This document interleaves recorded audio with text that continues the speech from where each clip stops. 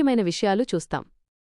మొదటిది, దేవుణ్ణి వెదకేవారికి కలిగే ఆనందం. రెండవది, దేవుని రక్షణను ప్రేమించేవారికి కలిగే నిత్యస్తోత్రం. దేవుణ్ణి వెదకడమంటే ఏమిటి? దేవుణ్ణి వెదకడమంటే కేవలం ఆదివారం చర్చికి వెళ్లడం కాదు.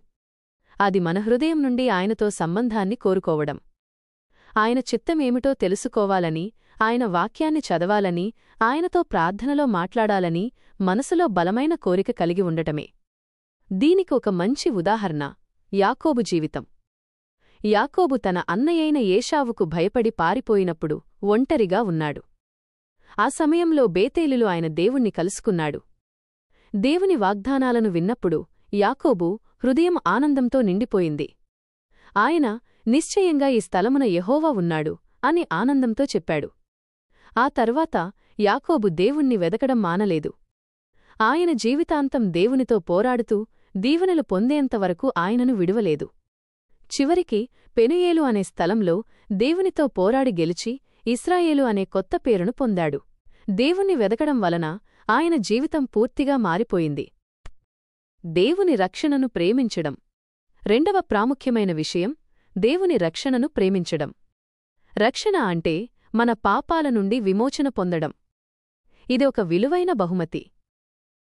ఈ రక్షణను మనం డబ్బుతో కొనలేము, మన మంచి పనుల ద్వారా పొందలేము. ఇది కేవలం యేసుక్రీస్తు బలిదానం ద్వారా మాత్రమే సాధ్యం. దీనికి ఉదాహరణగా అపొస్తలుడైన పౌలు జీవితాన్ని మనం చూడవచ్చు. పౌలు గతంలో సౌలు అనే పేరుతో క్రైస్తవులను హింసించినవాడు.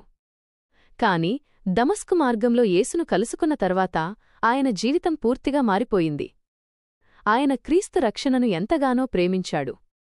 ఈ రక్షణలో ఉన్న గొప్పతనాన్ని గుర్తించి తన పాత జీవితాన్ని, తనకున్న హోదాను అన్నింటినీ పెంటతో సమానంగా ఎంచాడు. ఆయన ఫిలిప్పీలకు రాసిన పత్రికలో నా ప్రభువైన క్రీస్తుయేసును గురించిన జ్ఞానము యొక్క అతిశయము నిమిత్తము సమస్తమును నష్టముగా ఎంచుకొనుచున్నాను అని చెప్పాడు. ఆయన చివరి శ్వాస వరకు క్రీస్తు రక్షణను గురించి ధైర్యంగా ప్రకటించాడు. ఆయనకు ఈ రక్షణంటే ఎంత ప్రేమో మనం అర్థం చేసుకోవచ్చు. ముగింపు. కాబట్టి ప్రియమైన సహోదర సహోదరీలారా, మనం దేవుణ్ణి వెదకడం కొనసాగిద్దాం. మనం ఆయన వాక్యాన్ని చదువుదాం, ప్రార్థన చేద్దాం, ఆయన చిత్తాన్ని తెలుసుకోవడానికి ప్రయత్నిద్దాం. అప్పుడు మన హృదయాలు ఉత్సహించి సంతోషిస్తాయి.